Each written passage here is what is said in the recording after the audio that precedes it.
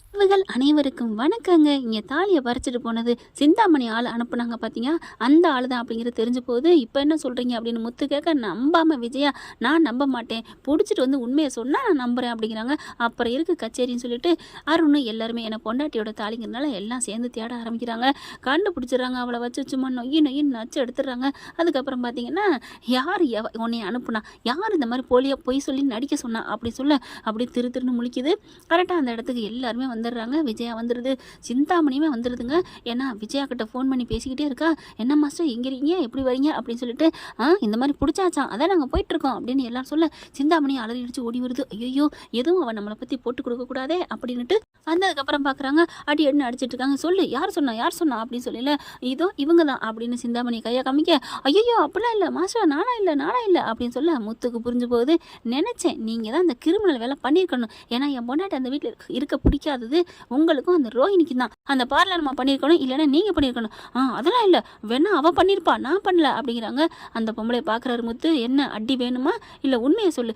ஐயோ என்னை அடிச்சிடாதீங்க, அன்னைக்கே நீங்கள் குத்து விளக்கு எடுத்துகிட்டு வந்தீங்க, இப்போ நான் சொல்கிறேன், உண்மையை சொல்கிறேன். இந்த அம்மா தான் காசை கொடுத்து அந்த வீட்டில் அவர் 2வது மருமக இருக்கக்கூடாதுன்னு அனுப்பி வச்சு சொன்னது இவங்க தான் அப்படின்னு சொல்ல சம்மகம் வருது. அப்படியே வர்றாங்க சிந்தாமணிகிட்ட. விஜயா பார்க்குறாங்க. அடி பாவி, நான் உனக்கு என்னடி பண்ணேன்? நீ இல்லை மாஸ்டர், அது வந்து மாஸ்டர் அந்த மீனை உங்களுக்கு பிடிக்கலன்னு சொன்னீங்களே, உங்களுக்காக தான் நான் அப்படி சொன்னேன் மாஸ்டர் அப்படின்னு சொன்னோன்னே பலான்னு ஒரு அறை கொடுக்குறாங்க. ஏண்டி நீ சொன்னிய வாய் மூத்த வச்சு என்னன்னு தெரியல, என் புருஷனுக்கு அந்த மாதிரி ஆயிடுச்சுடி அப்படின்னு சொல்ல, பார்த்தீங்களா நான் சொன்னது நீ சொன்னது பொய்ன்னு தெரிஞ்சதுக்கப்புறம் அப்புறமா என்னடி அப்படின்னு ஓங்கி மறுபடியும் ஒரு அறை கொடுக்கையில, அந்த ஆக்சிடென்ட் பண்ணது இவங்க தான் அப்படின்னு அதையும் அந்த பொம்பளை போட்டு விட்டுருது. என்னது, இவன் பொய் சொல்கிறா அப்படிங்கிறாங்க. இல்லை இவங்க தான் பண்ண சொல்லி வேணுக்குன்னு அப்போ தான் அந்த மீனாவை உங்கள் மருமகளை அனுப்புவீங்க இருக்காண்டி பண்ணா அப்படின்னு ஒட்டு மொத்தத்தையும் சிந்தாமணி மேலே சொல்ல முத்து என்ன பண்ணுறாரு, அப்படியே அந்த பொம்பளையை விட்டுறாரு. அப்பாடா நீ இப்படி சொல்லணுங்கிறக்காக நான் சொன்னேன், எனக்கு உண்மையிலே தெரியாதான், ஆனாலும் இவ தான் ஆக்சிடென்ட் பண்ணியிருப்பான்னு எனக்கு கேஸில் தான் நான் அடித்தேன். ஆக மொத்தம் ஆஹா அது உண்மைதானோ அப்படின்னு மனசில் நினைக்கிது அந்த பொம்பளை. அண்ணே என்னை விட்டுட்டீங்களாண்ணே? ஆமாம் நீ ஒரு உண்மையை சொல்லிட்டல, அதனால் உன்னை விட்டுட்டேன், உண்மைக்கு மதிப்பை பார்த்தியா, ஓடி போயிரு பொழைச்சி போயிரு அப்படிங்கல. ரொம்ப நன்றிண்ணே, இனிமேல் என் கண்ணில் பட மாட்டேனே, இனிமேல் யார்ட்டையும் திருட மாட்டேனே அப்படின்னு ஓடுது. அதுக்கப்புறம் விஜயா பார்க்குது, சிந்தாமணிகிட்ட வருது. சிந்தாமணி அப்படிங்கல, என்ன மாஸ்டர் நானும் இல்லை, அவள் சும்மா பொய் சொல்லிட்டு போகிறா அப்படிங்கிறாங்க. அப்படி பாவி அப்படின்னு பலான்னு அறைய, மாஸ்டர் என்னை அறையாதீங்க, நான் உங்களுக்கு எவ்வளோ நல்லது பண்ணியிருக்கேன், பணம் காசு கொடுத்துருக்கேன், அதுக்காக நீ என்ன வேணா பண்ண நான் நம்பணுமா, நான் பொறுத்துட்டு போகணுமா அப்படின்னு ஓவரா கத்த. கரெக்டாக போலீஸ் வந்துடுதுங்க. அருண் விடுவாரா என்ன, கைது பண்ண போகிறாங்க. மாஸ்டர் சொல்லுங்க மாஸ்டர், இல்லைன்னா விளையாட்டு விபரீதமாயிரும் சொல்கிற மாதிரி வினையாக்கிறாதீங்க அப்படின்னு கத்துறாங்க. என்னடி பண்ண போகிற, என்ன பண்ண போகிற அப்படின்னு சொல்லிட்டு இருக்கல, நான் எல்லாத்தையும் சொல்லிடுவேன், நீங்கள் பணம் வாங்கிருக்கீங்களே என்கிட்ட. பணம் வாங்கினா என்னடி முத்து பார்க்குறாங்க. இப்போ என்ன எங்கள் அம்மா அவங்ககிட்ட பணம் கொடுத்துருக்கு, அவ்வளோதானே, போயிட்டு போகுது, பரவாயில்ல, அந்த கடன் நாங்கள் சீக்கிரம் அடைச்சிடறோம் அப்படிங்கிறாங்க. கைது பண்ணி போகல. மாஸ்டர் என்னை விட சொல்கிறீங்களா, இல்லையா பத்திரம் அப்படிங்கல. ஐயோ இதை சொல்கிறாளே, தம்பி அருணும் முத்து அவளை விட்டுருங்கப்பா, அவள் எதோ தெரியாமல் பண்ணிட்டா, எனக்காக தான், நான் நல்லா இருக்கணுங்கிறக்காக நான் ஓயாமல் புலம்புறேன்ல, இந்த மீனை அப்படி பண்ணுறா இப்படி பண்ணுறா எனக்கு பிடிக்கலன்னு, அதுக்காக அவள் பண்ணியிருக்கா, விடு அப்படிங்கிற. என்னது பம்புறீங்க, அப்படிப்பட்டவங்க ஏன் அடிச்சிங்க அரைஞ்சிங்க, அது ஏதோ வேகத்தில் அரைஞ்சிட்டேன், அதெல்லாம் இல்லை, இதில் ஏதோ உள்குத்து இருக்குது. அருண் நீங்கள் இவளை கடத்திருப்போங்க, கைது பண்ணிட்டு போங்க அப்படின்னு சொல்லல. சிந்தாமணி இருந்துட்டு மறுபடியும் மாஸ்டர் பத்திரம் அப்படிங்கல. விடுறாங்கல்ல, என்ன பத்திரம்னா என்னம்மா சொல்கிறாங்க அப்படிங்கிற. நானே உண்மையை சொல்கிறேன் அப்படிங்கல. சிந்தாமணி வேணாம், உங்களை நான் கைது பண்ண விடாமல் பார்த்துக்கிறேன், நீ என்ன பண்ண போகிற, ஒன்றும் பண்ண முடியாது, உடனே நான் போட்டு கொடுப்பேன் அப்படின்னா சிந்தாமணி என்ன பண்ணுது, இங்கே பாருப்பா உங்கள் வீட்டு பத்திரத்தை அடகு வச்சுட்டு 40 லட்சத்திட்ட வாங்கியிருக்காங்க, முதல்ல அதை வைக்க சொல்லு, என்ன கைது பண்ண சொல்லு அப்படிங்கல. விஜயாவை பார்க்குறாங்க. என்னம்மா அப்படிங்கல. அது வந்து அப்படிங்கிறாங்களா. அருணை பார்க்குறாரு. இந்த விஷயம் வேற, நீங்கள் இவங்களை கைது பண்ணிட்டு போங்க, 40 லட்சம் கொடுத்ததை பற்றி நான் பேசிக்கிறேன். 40 லட்சத்தை எனக்கு வைக்கணும், இங்கே பாரு உனக்கு 40 லட்சத்தை வைக்கிறோம், பத்திரத்தை வாங்குறோம், அது வேற, நீ இந்த மாதிரி பழி பண்ண பார்த்தியா, அதுக்கு உனக்கு கைது இருக்குடி, கழித்திங்கன்னு அருண் கூப்பிட்டு போங்க அப்படிங்கிறாங்க. சிந்தாமணி பார்க்குது. ஏய் நாளைக்கே ஆள் வருவான், பத்திரத்தை நீங்கள் எழுதி எல்லாம் கையெழுத்து போட்டு கொடுத்துருக்கீங்க, நீங்கள் அந்த வீட்டை விட்டு போகிற நாள் வரும், என்னையோ பிடிச்சி கொடுக்குறா அப்படின்னு சொல்லிட்டு போயிடுறான். போகிற போக்கில் கொளுத்தி போட்டு போயிடுறா அந்த சிந்தாமணி. அப்படியே முறைக்கிறாங்க. அதுக்கப்புறம் பார்த்தா என்ன பண்ணுறதுன்னு தெரியல. நீங்கள் வீட்டுக்கு வாங்க அப்படின்னு சொல்லி வீட்டுக்கு போயிடுறாங்க. பார்த்தா அண்ணாமலை எல்லோரும் உட்காந்துருக்காங்க. பாட்டி அந்த நேரம் வந்துடுதுங்க. வந்ததுக்கப்புறம் எல்லோரும் பேச ஆரம்பிக்கிறாங்க. என்னடி பண்ணி வச்சிருக்கிற, என்ன பண்ணி வச்சிருக்க, அத்தை என்னை மன்னிச்சிருங்க அத்தை, நான் ஒன்றும் ஒன்றும் பண்ணலை, அவள் கடை மேலே கடனாக கொடுத்து இப்படி எழுதி வாங்கியிருக்கா. எப்படி எழுதி வாங்கியிருப்பா சொல்லு, இன்னும் என்னென்ன பண்ணியிருக்கீங்க, உண்மையை சொல்லிட்டா கொஞ்சமாவது நீங்கள் தப்பிப்பீங்க அப்படின்னு சொல்ல, அது வந்து அந்த பத்திரத்தை எப்படி நீங்கள் வாங்குனீங்க அது எனக்கு தெரியணும், உங்கள் கையெழுத்தை மனோஜ் தான் போட்டான் அப்படின்னு மனோஜ் போய் அறையிறாரு. நம்ம அண்ணாமலை அதை விட நீ சும்மா இருடா, உனக்கு ஏற்கனவே முடியலை அப்படின்னு சொல்லிட்டு அடிக்காதடா அப்படிங்கிற மனசுக்கு சந்தோஷம் தாங்கலை. பாட்டி காப்பாத்திச்சுன்னு நினச்ச அடுத்த நிமிஷமே மண்டையில் மலான்னு ஒரு கொட்டு, பலான்னு ஒரு அரை கன்னத்தில் பாட்டி அப்படிங்கிற விஜய் வந்துட்டு அத்தை அப்படிங்கிறது என்ன உனக்கும் தான் அந்த வர்றேன் அப்படின்னு பலாருன்னு விஜயாவுக்கு அடி. மாமியா இவ்வளோ கெத்தாக இருக்குதுமே மாமியாவுக்கு பயப்படுது விஜயா.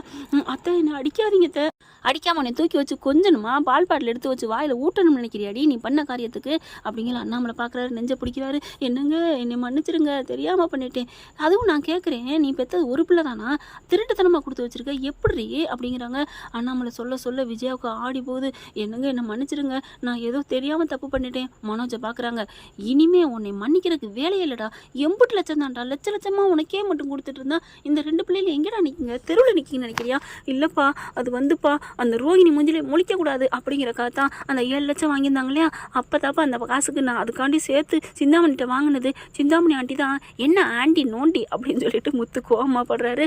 அதுக்கப்புறம் அதுக்காக தான் வேற ஒன்றும் இல்லை, அதுக்காக டீலை முடிச்சிருன்னா அப்படி தான் அடகு வைப்பியா, முதல்ல என் கையெழுத்தை எப்படா நீ போட்ட, இது எவ்வளோ பெரிய திருட்டுத்தனம், இதுக்கே நான் உங்களை கம்ப்ளைண்ட் பண்ணி உள்ள தள்ளலாமா, என்னங்க என்ன மன்னிங்க அப்படின்னு சொல்லி காலில் விழுகுது. சீச்சி போ அப்படின்னு சொல்லி தள்ளி விடுறாரு. அதுக்கப்புறம் பாட்டி காலில் போய் விழுகுது.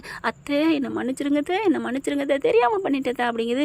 உனக்கு மன்னிக்கிறதுக்கு வேலையே இல்லை, 40 லட்சம் எப்போ கொடுப்பேன் நாங்கள் சம்பாரிச்சு அடைச்சிருவேன் அப்படின்னு அங்கே மனோஜ் சொல்ல, அதெல்லாம் சரிப்பட்டு வராது, மரியாதையாக பத்திரத்தோட வீட்டுக்குள்ள வராதுன்னா வா, சும்மா ஏன் வீடு நீ இப்போ உன் வீடு எங்கேயோ போய் கிடக்கு என்ன பண்ணுவ அப்படிங்கிற பார்க்குறாங்க.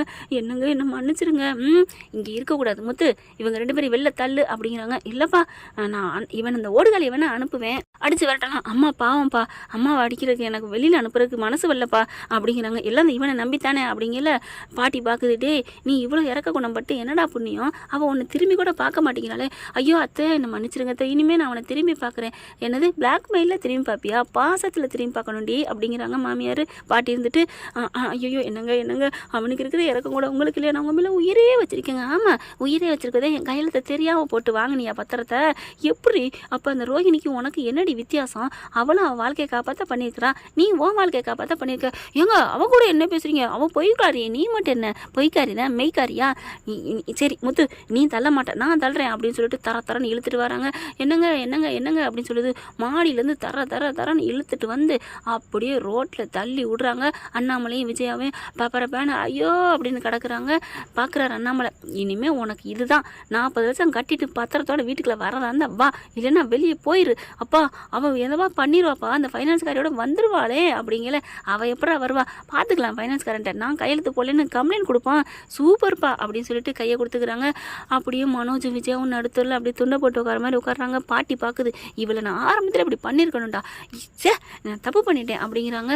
அப்படியே அதிர்ச்சியில் உறைஞ்சி போய் நிற்கிறாருங்க முத்து. எப்படிலாம் பண்ணியிருக்குது பாரு அம்மா அப்படின்னு. இது வந்து பண்ணுற ஆள் தான், ஆனாலும் இப்படியா அப்பாவை கையெழுத்தை போட்டு பண்ணுற அளவுக்கு அப்படின்னு யோசனையில் நிற்கிறாங்க. என்ன ஃப்ரெண்ட் இப்படி போனால் நல்லா தானே இருக்கும். யாருக்கெல்லாம் விஜயா மனோஜ் இப்படி நடுத்தருக்கு வந்தது பார்க்கவே சூப்பராக இருந்துச்சுன்னா கமெண்ட்ஸில் சொல்லிடுங்க. Thank you friend. இந்த வீடியோ உங்களுக்கு பிடிச்சிருந்தா தயவு செய்து லைக் பண்ணுங்க. இன்னும் அப்டேட்ஸ்க்காக சேனலை சப்ஸ்கிரைப் பண்ண மறக்காதீங்க. நம்ம கிட்ட இருக்க எல்லா சேனல்ஸோட லேட்டஸ்ட் வீடியோ அப்டேட்ஸ்க்காக மேல ரைட் சைட்ல காட்டுற லிங்கை கிளிக் பண்ணி வாட்ஸ்அப் குரூப்ல ஜாயின் பண்ணுங்க. உங்களிடம் விடைபெறுவது நான் உங்கள் மெஹர்.